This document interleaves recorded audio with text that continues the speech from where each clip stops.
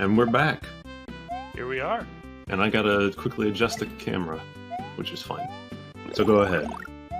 Yeah, don't worry about us. We're gonna get set up for this race here of Stacey World. We're a bit ahead of schedule, which is totally cool because it gives us more time to hang out. We have another race for you guys. We have a race of Super Stacey World by Dylan of Insanity. And before we get into the race proper between Fink and NecroSky, we're going to have the creator of the hack here kind of explain to you a little bit about this fun little game that they made. So, Dylan of Insanity, take it away. Awesome. Yeah, so the kind of theme of this game and where I kind of came up with this game is I have two kind of major routes into Kaizo. My initial route was Mario Maker 1 was kind of my initial try into Kaizo, which you'll see with a more item abusey style of a hack in general. But my biggest inspiration actually ended up being Kurosu Mario World by Chris G, because that was kind of my first hack, and I'm also good friends with Chris.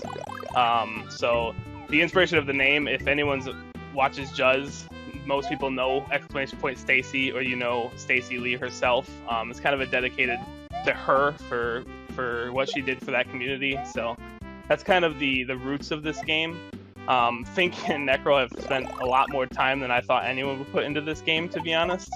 So it's really cool to see how far they've come since the beginning, and it's a really fun one to watch in my eyes. But I'm obviously a little biased. All right, and joining us as racers of this hack, you kind of heard us refer to it earlier, but we've got on your left here on screen, we've got Mr. Fink. Hey, on your right, we've got NecroSky 90. Hello. Before you get started, can you get Fink, Necro, and Fink, you can go first. Tell us, how you got into playing Stacey World and kind of your experience playing this specific hack. Yeah, sure, I'd love to. Thank you so much. I've known Dylan for quite a while through Chris G and Agathor and others from the Mario community, Juz, of course, also.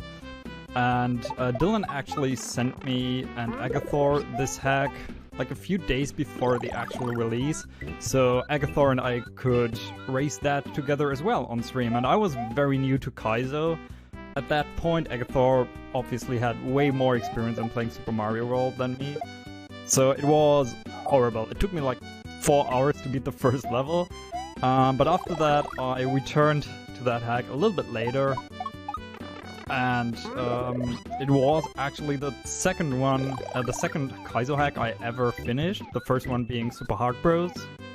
And it was also the second Kaizo hack I ever speedran, because I thought, okay, it's a great hack, it's obviously Stacey is a staple in the Kaizo community, so I thought it deserves all the love, deserves a leaderboard on speedrun.com, and I'm really happy to see that more people like NecroSky, among others, are speedrunning this game now. It's a great beginner hack, not too difficult, not as easy as, for example, Quickie World 2, but it's very approachable. The speedrun is quite easy to learn, and I'm very happy to race Necro against Necro today.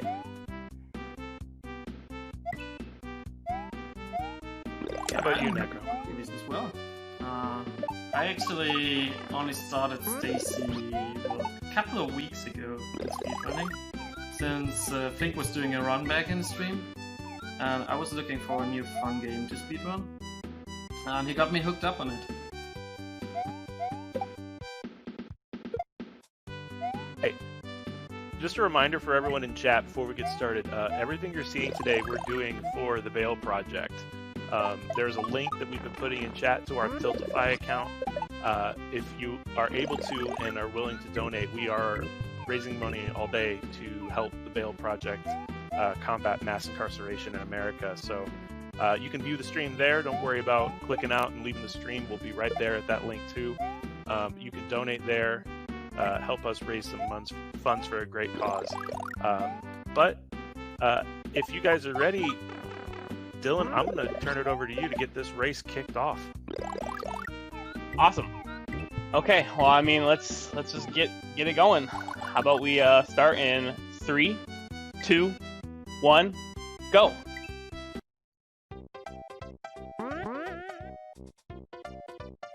So the first level, it starts off kind of slow. A little bit of, if you've played Kurosu 1, there's a really very similar start with the slow spin jump riding on the spiny.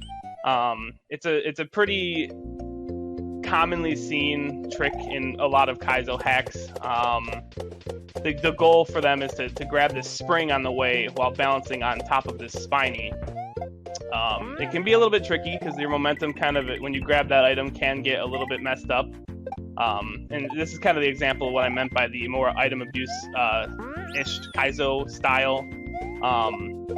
There's actually a Kaizo block. If you jump too late to get to those floating down bombs, you will actually run into them instead, or miss them completely, depending on how late you jump, or you'll hit the Kaizo. That fish was kind of an accident. I added it to block from the checkpoint, but it ended up getting in the way of the rest of the level as well, so I just kind of kept it because it was kind of a reusable fish.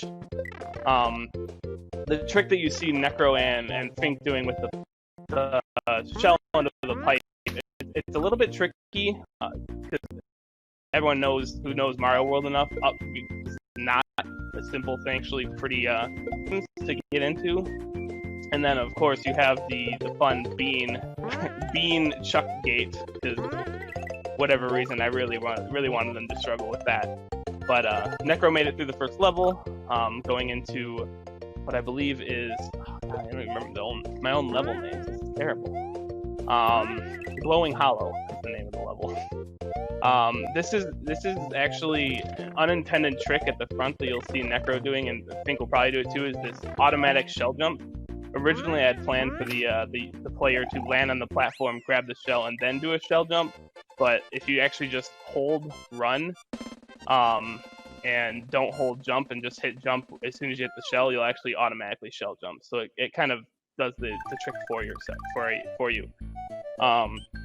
This football chuck, actually, the original version up through 1.2, I think 1.1 maybe, was actually random. I did end up adding the football RNG patch to make it consistent, so it was a little less frustrating if you just kept getting really bad footballs. The original version of this game actually did not have custom music, and when I went back to the music, the entire game broke. The version.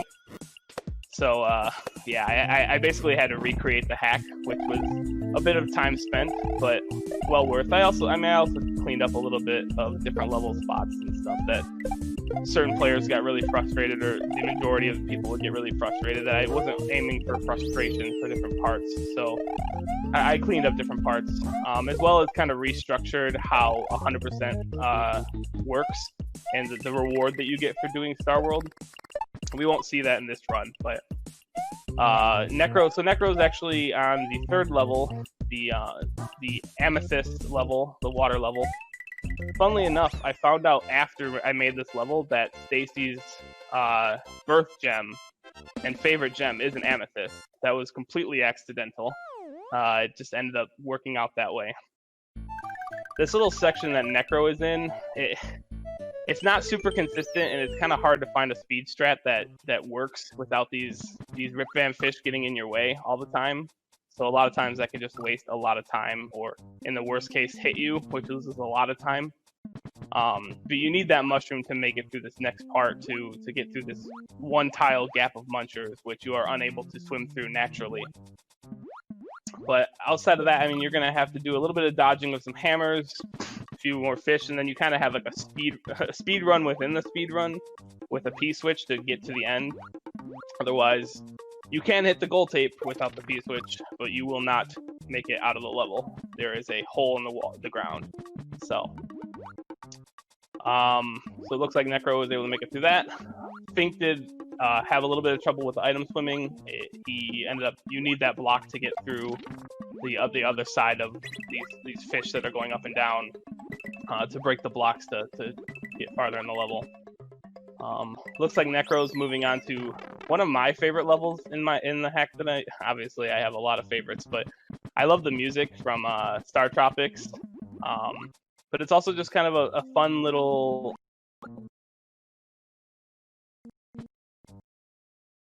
Keeps you moving rope level.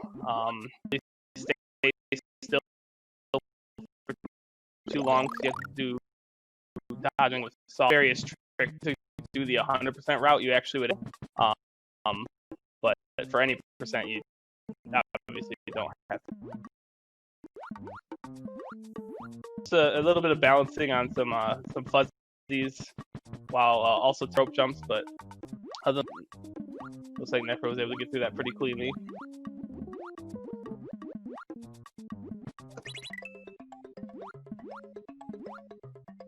So it looks like Fink's moving on to the water level as well, trying to make it through here without running into any munchers. Real fast, I'm going to flip the audio channels, so because we're seeing some stuttering on Fink's side, and we're worried that it was doing the audio as well. So I'm going to switch to NecroSky's audio. Okay, and I've switched to his audio now. So hopefully we're all still good, and everybody can still hear us just fine.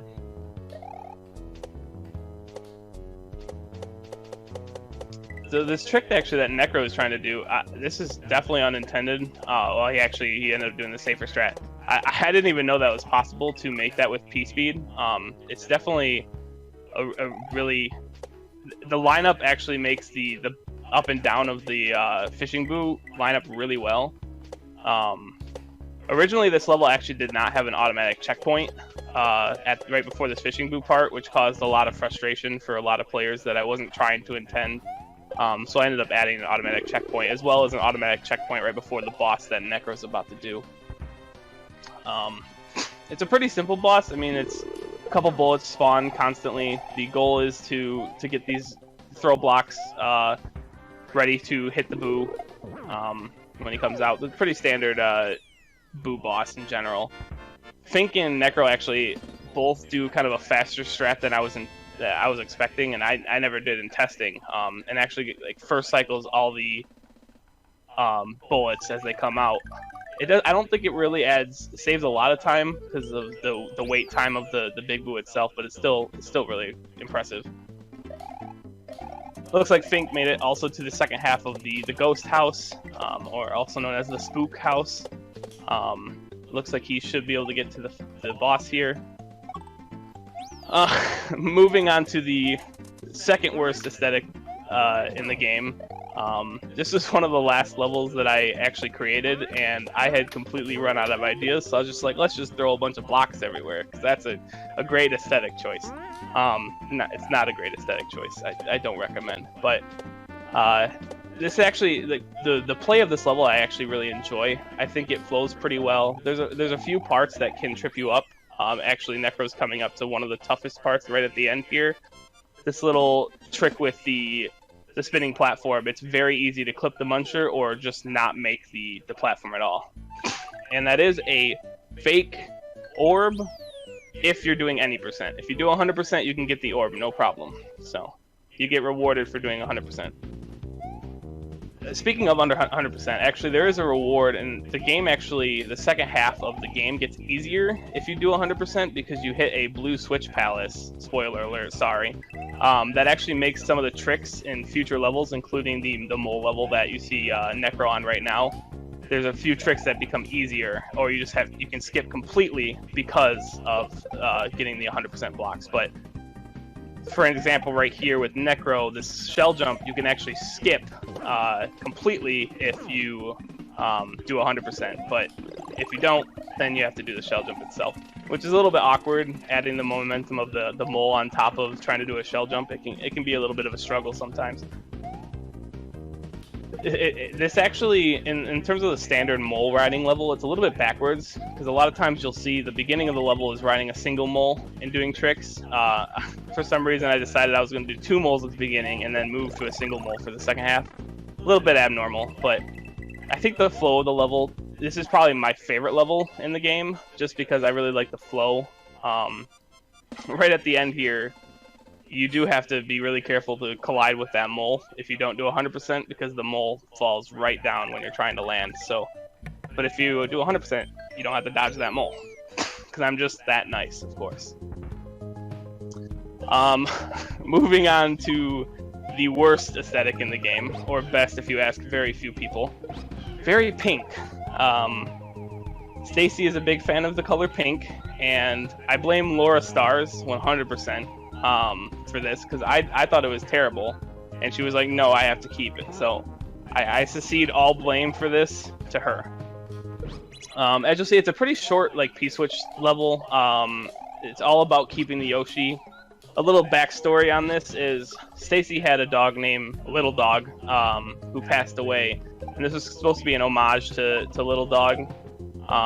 You're required to keep Yoshi. You cannot sacrifice Yoshi because Yoshi is supposed to be Little Dog. So originally, I was gonna have a little bit too heartfelt of a message at the end. I didn't want to hurt her feelings or anything, so I just basically put a message saying that I love you and I miss you. I think something like that. But you cannot sacrifice Yoshi. So anybody, all you Yoshi killers, don't play this hack. Because you'll be very sad when you're not allowed to kill Yoshi. Interrupt you really quick. Got a $30 donation from Confetti Biscuits. Glad to see such wonderful runners running such a fantastic ROM hack for such an important charity. Good luck. Have fun. Thank you very much. Really appreciate your support. As you can see, Necro's struggling a little bit with this final pipe entry because for whatever reason, when I made this hack, I loved vertical pipes, I guess, so I just have them everywhere, and they're always really silly little tricks. So you have to give Yoshi enough speed, basically running speed, to land on the stomper. I forget the stomper's name, and then you have one attempt to get into the pipe. If you do not get in the pipe, that guy just jumps off the edge, and you will no longer be able to make it. But it's a pretty tricky little section. A lot of people in their initial runs did struggle a lot with that section, just getting used to keeping the right speed on the Yoshi, as well as getting that up input right into the pipe when you need it. So it looks like Fink is coming up to that little section too, and he was able to first try the pipe. Very good, very good.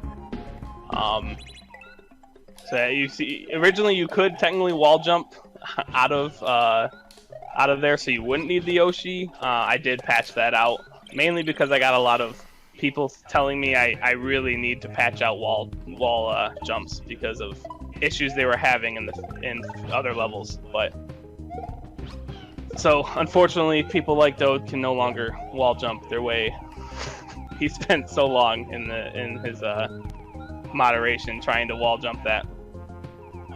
So Fink's moving on to a level that honestly disappoints me for the first half because it was really well flowing and really well designed in my eyes when the original version. For whatever reason, the first half of this level was completely and utterly broken when I moved on to a later Lunar Magic version. And I tried for so long to get it to flow the way it did before, but I just could not get it to work. And it was just, I was running into so many issues. So it's very heavily nerfed, and it's the second to last level in any percent. It really doesn't feel like a second to last level anymore because of how easy the first half is, because of giving up on trying to make it flow as well as it did in the original version. But it looks like Fink is actually going to move on to the final level in any percent, Casa del Lee. It's very similar to what we see with like the multi-room castles. I believe there's 4 rooms to complete back to back. There's no automatic checkpoints. It's definitely the hardest level of any percent for sure. The third room does get a little bit easier at the end if you have 100% completed, or Star World completed specifically, so that you don't have to do this spin jump, land on the Bowser statue to get into the final door. You can actually just go down because there's blocks that just cover it. And then there's always the final room right before the boss, which is the infamous assisted, quote-unquote, double shell jump. It's definitely not your stereotypical double shell jump because the second shell is actually lofted for you. You do not have to throw it up like the normal, like the standard double shell jump setup. That actually tends to throw more people off than it helps. Funnily enough, I would have thought that when I designed it, I thought that I was trying to make it for people that weren't familiar with double shell jumps, and it ended up screwing up most people when it came to actually trying to do that double shell jump. So you'll see here actually Fink, as soon as he got through the door, the final door into the final room with Juz Pop, he actually quit out. He start selected just to get out because he wanted this consistent cycle with the Wendy boss. It's a very consistent. There's no Wendy pop-up that isn't first cycle, and it looks like Fink was able to get it done and is finished. Congratulations. Yep. So Necro's actually just moving on to the final stage right now. We'll see if he's able to get through the rooms. My favorite room personally was the second room. I thought it flowed really well. With just the style or like the timing of everything. The third room is probably the hardest for me personally. Just balancing, catching that shell jump or that shell when you throw it up with the net can be a little bit tricky at times. But he was able to make it to the final the final boss. He also did the quit out strat otherwise you can be, if you don't do the quit out, you can have some cycles that are just almost impossible, and you'll spend a lot of time waiting to try and find a hittable Wendy. When I designed this boss, I went through so many different iterations of a Wendy boss, and this was my favorite of all of them. There was one that I really liked, but it was very frustrating at times with a disco shell. But GG Necro. Yo, thanks. GG Fink. Yeah. GG Necro, dude. Great one, man. I thought I'd lose to you, honestly. That was a very back and forth race, actually. I mean, Necro had a lead for a while up until I think the Pink Palace. The Palace screwed me hard. The pipe in the end. Yeah, the Palace is really those three levels back to back. The Canyon, the Mole level, and the Palace are the absolute one killers every time. Definitely. But if you thought this hack looked interesting, I recommend it. I did aim it for a more like beginner style, kind of like a Kurosu, but more item abusey than Kurosu. I always felt that it was pretty similar difficulty, a little less platformy, and tight jumps and more item abuse, like I had mentioned. But I had a great time spending a lot of time working on this hack and testing it. But I really want to make another hack in the future. It's gonna be a while, I think. Looking forward to it. Absolutely. Well, that was a fun little race. It looked like a nice one to get, to play if you're newer to Kaizo. It looked like something I could do with enough time. Definitely something I would recommend someone play ahead of something like Ultra Kaizo World 2, that's for sure. Absolutely, yes. Well, we are going to transition over a bit. We are still ahead of schedule because we just cannot keep this gameplay down today. It seems there's no this gameplay is too hot for our marathon estimates, which I'm not complaining about at all, mind you. So we're going to transition over. We're going to get set up for our next run, if you will. Which, speaking of getting into running and playing hacks, if you're someone who wants to know what it's like to speedrun a hack as opposed to just play it and what goes into that, and the differences between just playing something versus speedrunning it, don't move, because coming up next, Electronic Logic is going to be showcasing not just a speedrun of a hack that he's honestly never played before, but he's going to be showing you how he routes a speedrun from a blind play to a speedrun. I literally just sent him the patch to this hack about 5 minutes ago. He had never played it before, so it's going to be fun. You're going to learn a lot, and Logic is a great player and a great guy, so you're not going to want to miss this. Oh, and just before we go, the times on the race, roughly, Fink finished in about 16 minutes exact, and Necro finished at about 17:14. Great times, guys. Those are great times. Yeah, Great job. sounds good. All right, we're going to switch over, and we will be back in a few minutes with Electronic Logic from 0 to